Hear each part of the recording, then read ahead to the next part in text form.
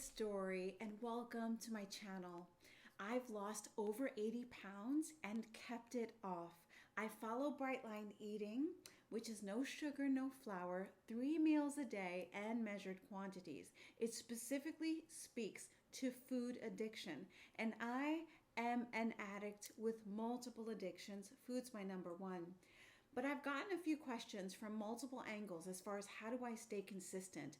So I wanted to tap in briefly about 5 habits that I incorporate every single day in order to keep me on track. So these 5 habits for me work well in the morning. I do them before work. And I also can take anywhere from 5 to 10 to 15 minutes to do them, sometimes even 30 if I have more time. The most important thing that I will say is that in order to have a shift in your identity, things need to change. Habits, your mindset, your approach.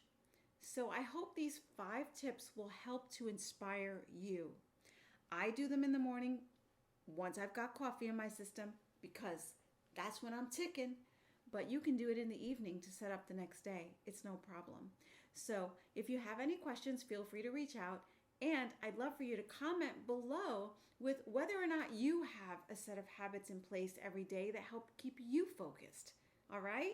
If you like this video, please do give it a thumbs up. Subscribe to my channel and hit the bell button somewhere on there so that you can get notifications. Thank you so much, and let's tackle these 5 habits. Step number 1 is journaling. I make sure that every morning, without fail, I set up my day. So step number 1, set up your day. Use any journal that you like. It could be a notebook. It doesn't matter. I'm going to show you the insides of my journal right here on the screen so you see me journaling. But really, it's up to you what works for you. Now, if you're like me, you have a past with journals. Now, my past with journals was something like this. Buy the journal, because I'm so excited on this new trendy diet. Buy a new pen too. Finish the journal? No. Write anything in the journal? No. Fail epically with every single journal? Yes. So buy the huge journal that cost $100 and the stickers too? Okay, I'll try that. No, waste of money, right? I just wasn't ready. So here's my takeaway on step number 1. Buy a journal that works for you. Here's my journal. I absolutely love it. There's a spot to log your gratitude as well as your goal and focus for the day. Then you'll move on to your healthy day section for meals and movement, and then write any notes and ideas you have as well. Also, you can log in your schedule, your top priority must do for the day, your to-do list that should be shorter, and your daily review at the end of the day. At the end of every single week, you're going to have a spot for last week's review as well as a spot for the upcoming week plan. So this has been great in helping me get my day off the ground. Now, also in step number 1, I do make sure to keep my email box clean. You see, I work also, right? And with that comes great responsibility for emails, to-dos, deadlines, timelines, other teams involved, and who's speaking to who and what's happening where and when and how. So I do take time every single morning to make sure that every single one of my mailboxes is clean. It's important before you incorporate this is that you start with a clean mailbox. So what I suggest you do is you just take your email, create a folder on the side that says old emails, and take that entire inbox you got going on right now, highlight that whole business and move it over to the old emails. You haven't dealt with it anyway, move it all over and start with a clean box. That's what I did. So what I do is I make sure that things that could weigh me down during the day and loom over me they're all cleaned up. I look at all those emails, I respond, and I move on. It's important to remember with your emails that your email is electronic mail. The purpose of email is to communicate and be done. The purpose of the email is not to be the never-ending, piled high inbox full of papers that are never dealt with. It's not a filing cabinet. It has filing cabinet functionality by way of folders once you're done with something, and you can go ahead and store it away. But your inbox is specifically for communication and responding, and then clean it out, move it on. Every day, start with a clean mailbox, and I promise you, your headspace will be great. And I also suggest setting up an email box just for junk mail, so that you sign up for all the little things you sign up for, it goes to the junk mailbox and never goes into your important email box that you need to deal with every single day. Okay? So, part of step number 1 so far, what do we have? 1, journaling. Also part of journaling, because that empowers my day, it sets up my day, is my email box. I read, I respond, I get rid of it. I move on. The next piece of step number 1 is going to involve cleaning my email box. So that's why my MacBook is right by my side, because it's time to clean my email boxes, respond, and get rid of those emails so that my mind can be free and clear and accomplished. Okay. Now that we have step number 1 done, it's time for step number 2 in my morning ritual. My morning ritual on step 2 is now about human connection. This is so important. Human connection for me is important. So I have spent the majority of my life living inside walls that I built myself for protection and survival. Protection and survival. So human connection for me is vital. As I continue on, I go now to step 2, which is human connection. I use Marco Polo to chat with my BLE buddies, my friends, and my family, my mastermind group, and my Gideon Games teams, and anyone else I might know from Instagram. So together we set up our days, we catch up, we make sure we got each other's backs. It's such an important role in your journey to be of service to other people. My step number 3 in my morning habits is going to be, I'm telling you, this was from day 1 of my Bright Line Eating journey. I get so excited about it. Is spending time with my Bright Line Eating modules and courses. So, in Bright Line Eating, if this is your first time ever hearing this, Bright Line Eating is a book. There's a website. It has to do with food addiction. And it is how I lost all my weight and have kept it off, okay? Now, I spend time with my modules. What does that mean? In Bright Line Eating, we have several courses that we take. For example, there's an 8-week boot camp.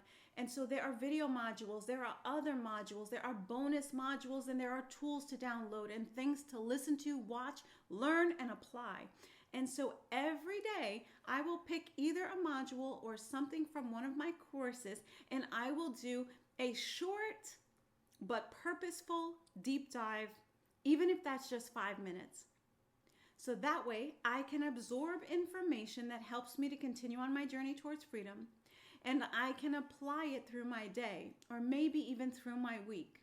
So spending time in your courses and your modules, even if only for 5 minutes, we have 5 minutes. Guys, we have 5 minutes to spare. You are worth it. I spend 5 minutes, 15 minutes, 50 minutes. Whatever the day has for me that morning, that's how much time I spend on my modules. So let's check it out. Let's go into some modules. Boom.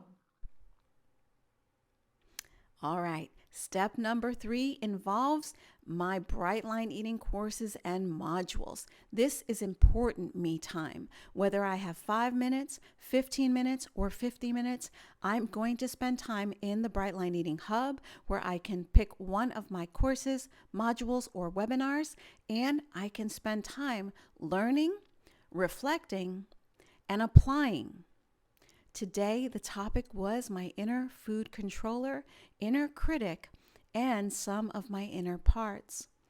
The topic and the takeaway for me today was that my food controller is in charge a lot. And my food controller is trying to control the inner food indulger that I also have living inside me. And what happens here is then the spirit of shame will start to appear. And when we live in shame, it becomes like we're on a shame machine. Shame is the catalyst. So what we need to do is shut shame down by doing the exact opposite of shame, the antidote, which is to live in self-compassion. Shame can be like gasoline that fuels the car, and that puts us on a never-ending binge cycle. So you see, spending 5 minutes only in a course will do wonders for your heart and your mind. All right, so as I finish my modules, I go into step number 4, which is so fast. It is so fast. I'll read something inspiring. Right now, I am working on my One Day at a Time book, which takes me literally not even a minute. Not even a minute. I go straight to the day, which has your month and date on top, and I read 1 minute. I just read something inspiring that serves as a reminder that plants a good seed in my soul. We have 1 minute to spare. Step 4 is read something inspirational that will plant good seeds in your heart and mind. The fifth and final step of my morning habits this is my favorite step. Here it is. So, because it has to do with food. My fifth step in my morning routine is food. I'm going to eat some food because usually it's time for breakfast. So my fifth step in my morning routine is eat some breakfast. Eat breakfast. Now, why? Why is something so simple part of my morning habit stacks? Well, I'm a New Yorker at heart. I used to live my life on the run, on the go. Oftentimes, I could have spent the entire morning without food at all, just getting on the train, getting to work, walking everywhere, just doing it. And then the first meal that I would have would be sometime in the afternoon. And then I'd be like, ooh, I didn't have time to eat. Then I would go down to the deli, down to the place, restaurant. I won't say it. I won't say not my food, NMF, hashtag NMF. And then I would gorge myself, right? So I make sure that part of my bright line eating habits was to get into breakfast at a specific time every single day so my body is programmed to depend on that nutrition. So, fifth step is eat some food. Now, I have to tell you, on my bright line eating journey, I removed the majority of refined and processed foods, right? Pretty much all refined foods. Yes, I removed it all, but processed, the majority of it is homemade. So for example, one of my favorite go-to breakfasts that's very simple, 2 eggs, 4 ounces of potatoes, 6 ounces of fruit, done deal. So my fifth step in my morning ritual is to take time to prepare my breakfast, eat my breakfast, and to take at least 20 to 25 minutes, if not 30 minutes, eating my breakfast. My food is part of my meditation. My food is part of my morning meditation. When I take time to prepare it, I meditate. I grab the ingredients that I'm so grateful to have the money to buy. 2, I get it plated. I appreciate it on a whole different level. 3, I take 20 to 25, if not 30 minutes to eat it in small bite-sized pieces so that my brain and my tummy can get on the same page with the fact that I'm full. I just take my time. Now, there are certain days where I don't have time to take 20, 25, 30 minutes, but I make it happen. How do I do that? If I am on the go, because I have to get out early in the morning and I have to go teach a class and I have to eat in my car, I will grab my blueberry breakfast bake that you'll see here on my channel, and I will grab it to go. And then after my class is done, I've already done all my morning habits before my class.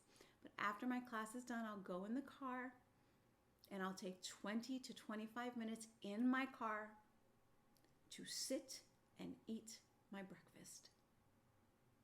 Now I have to tell you, we can do this. How many times have you eaten in your car, binged specifically in your car like me? I think I have 20 to 25 minutes to eat a wholesome, whole foods meal, bright line eating in my car for 20 to 25 minutes. I think we can do this. Let's go make breakfast because it's time to eat now, okay? Let's go make breakfast. Boom.